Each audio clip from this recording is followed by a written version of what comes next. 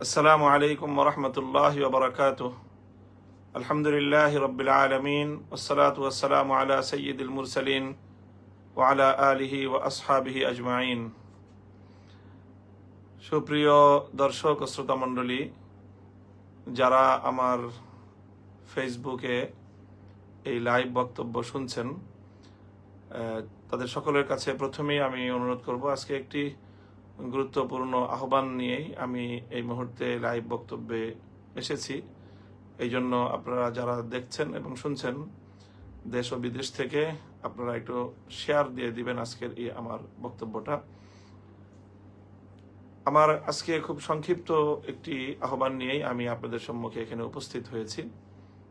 বিষয়টি হলো যে, আমরা সকলেই জানি হেফাজতে ইসলাম বাংলাদেশ 2013 সালের 5ই মে ঐতিহাসিক শাপলা চত্বরে নবীপ্রেমিক তাওহিদি জনতার যে বিশাল জমায়েত করেছিল, শেখুল ইসলাম আল্লামা আহমদ শফি রহমতুল্লাহ আলাইহের আহ্বানে বাংলাদেশ থেকে অভূতপূর্ব তাওহিদি জনতার জাগরণ হয়েছিল এবং শাপলা চত্বরের দিকে বাঁধ ভাঙ্গা তাওহিদি জনতার স্রোত ছুটেছিল। শান্তিপ্রিয়, জিকিররত, ঘুমন্ত হেফাজতে ইসলাম বাংলাদেশের সেই সকল নেতাকর্মী, নবীপ্রেমিক সেই তাওহিদি জনতাকে তৎকালীন স্বৈরাচারী, ফ্যাসিবাদী, বর্বর, নৃশংস শাসক শেখ হাসিনার নির্দেশে সেখানে ইতিহাসের বর্বরতম নারকীয় হত্যাযজ্ঞ পরিচালনা করা হয় এবং বহু হেফাজত কর্মী, নবীপ্রেমিক তাওহিদি জনতা সেদিন শাহাদাত বরণ করেন। বাংলাদেশের ইতিহাস শুধু নয়, বিশ্ব ইতিহাসের অন্যতম মর্মান্তিক এক ঘটনার জন্ম নেয়। সেই ঘটনাকে কেন্দ্র করে অনেক বাংলার ইতিহাস রচিত হয়েছে এবং অনেক ধরনের এই পর্যবেক্ষণ, পর্যালোচনা, বিশ্লেষণ হয়েছে।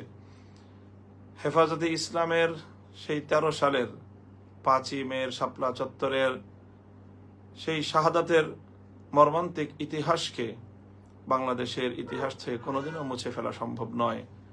যে সকল বীর শহীদানদের রক্তের মাধ্যমে রসুল আকরাম সাল্লাল্লাহু আলাইহি ওয়াসাল্লামের ইজ্জত এবং তার সম্মানের পতাকা বাংলার মাটিতে উড্ডীন হয়েছে, ইনশাআল্লাহ পৃথিবীতে যতদিন সূর্যের আলো বিকিরণ হবে, যতদিন এ আকাশ, এ জমিন তার আপন জায়গায় স্থির থাকবে, বাংলার নবীপ্রেমিক তাওহিদি জনতার সেই মহান আত্মদানের কথাও চিরস্মরণীয় হয়ে থাকবে। সেই সকল শহীদানরা রক্ত দিয়ে আমাদেরকে ঋণী করে রেখে গেছেন, রক্ত দিয়ে লিখে গেছেন তারা একটি ইতিহাস, অপরাজেয় এক ইতিহাস, নবী প্রেমের অনবদ্য এক ইতিহাস। সেই সকল বীর শহীদানরা বাংলাদেশের অবিস্মরণীয় ইতিহাসের সোনালী অধ্যায়। সেই সকল বীর শহীদানরা আমাদের শ্রেষ্ঠ সন্তান, বাংলার শ্রেষ্ঠ সন্তান।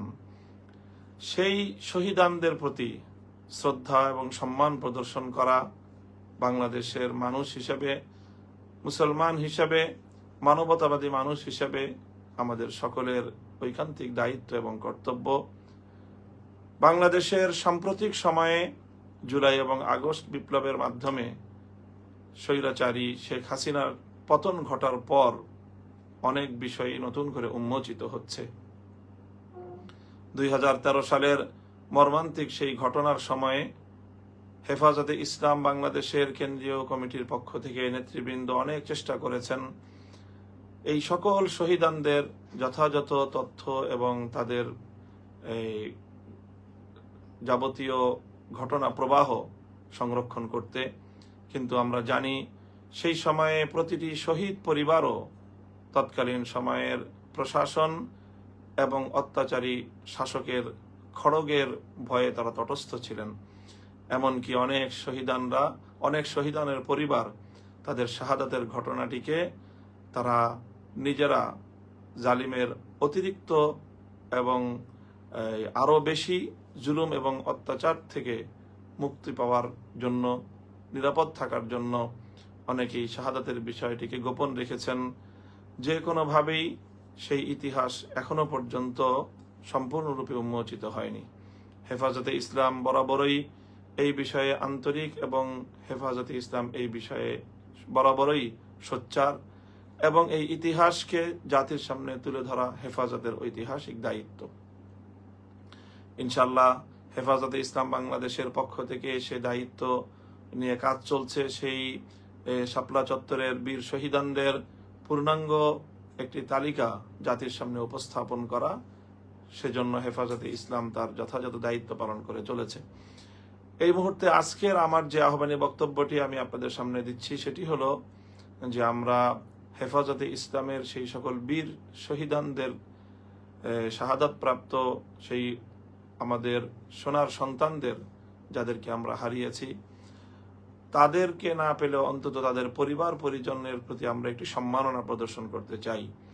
সেজন্য হেফাজতে ইসলাম বাংলাদেশ ঢাকা মহানগরের পক্ষ থেকে আগামী 25শে মার্চ 24শে রমজান হেফাজত শহীদ পরিবারদের সম্মানার্থে একটি ইফতার মাহফিলের আয়োজন করা হয়েছে হেফাজতে ইসলাম ঢাকা মহানগরের পক্ষ থেকে।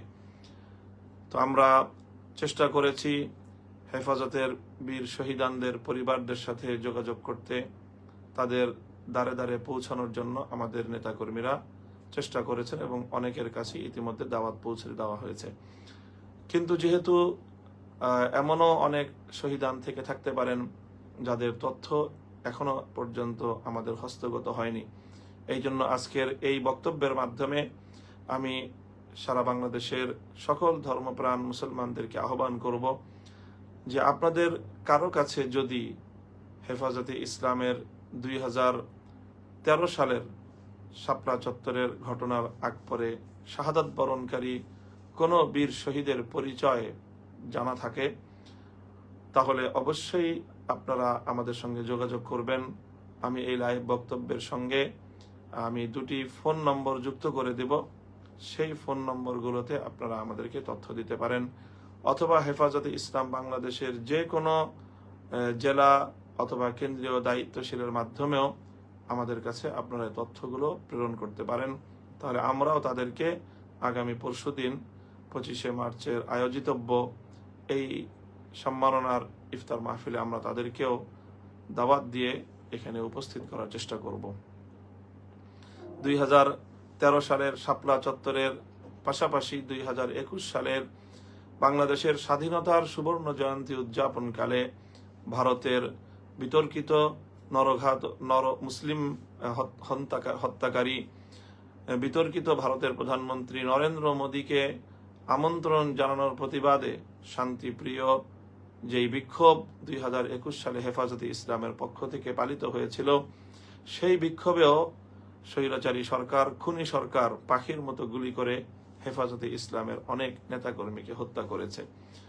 20 জনের উপরে হেফাজতের নেতাকর্মী তখন শাহাদাত বরণ করে হাটহাজারী এবং বিশেষ করে ব্রাহ্মণবাড়িয়াতে। তো আমরা সেই সকল বীর শহীদানদের পরিবারদেরকেও আগামী পরশুদিন 25শে মার্চ অনুষ্ঠিতব্য এই সম্মাননার ইফতার মাহফিলে তাদেরকেও আমরা আমন্ত্রণ জানিয়েছি। সেই বিষয়েও যদি কারো কাছে অতিরিক্ত কোনো তথ্য বা সংবাদ থেকে থাকে, আমি হেফাজতে ইসলাম বাংলাদেশের স্থানীয় যে কোনো দায়িত্বশীলের মাধ্যমে কেন্দ্রীয় সংগঠনের কাছে সেই তথ্য পাঠানোর জন্য সকলের কাছে বিনীত অনুরোধ করছি এবং আহ্বান জানাচ্ছি। প্রিয় দেশবাসী, হেফাজতে ইসলাম বাংলাদেশের এই সকল শহীদানদের আত্মত্যাগের মাধ্যমেই বাংলাদেশে ইসলামের পতাকা সমুদ্দীন হয়েছে, ইসলামী ইতিহাস সমৃদ্ধ হয়েছে এবং তাদের শাহাদাতের রক্তের মাধ্যমেই ফ্যাসিবাদের পতনের দুয়ার উন্মোচিত হয়েছে। আমাদের সকল শহীদানদের প্রতি আমাদের বিনম্র শ্রদ্ধা, ভালোবাসা এবং তাদের রেখে যাওয়া আদর্শের প্রতি আমাদের অবিচল আস্থা এবং অনুসরণের দৃঢ় প্রতিজ্ঞা আমরা ব্যক্ত করছি। এই সংবাদটুকু এবং এই আহ্বানটুকু রেখেই আমি আমার আজকের বক্তব্য শেষ করছি। আবারও সকলকে আজকের এই আহ্বান যার যার জায়গা থেকে সকলের কাছে পৌঁছে দেওয়ার উদাত্ত আহ্বান জানাচ্ছি। আল্লাহ পাক রব্বুল আলামিন আমাদের সকলের সর্বাঙ্গীন মঙ্গল কামনা করুন। হেফাজতে ইসলাম বাংলাদেশ ঢাকা মহানগরীর মোহতারাম সভাপতি, হেফাজতে ইসলাম বাংলাদেশের কেন্দ্রীয় সিনিয়র যুগ্ম মহাসচিব মাওলানা জুনায়েদ আল হাবিব সাহেবের পক্ষ থেকেও আমি ঢাকা মহানগরীর পক্ষ থেকে আপনাদের সকলকে আন্তরিক সালাম জানিয়ে বিদায় নিচ্ছি। আখিরু দাওয়ানা আলহামদুলিল্লাহি রাব্বিল আলামিন। আসসালামু আলাইকুম ওয়া রাহমাতুল্লাহ।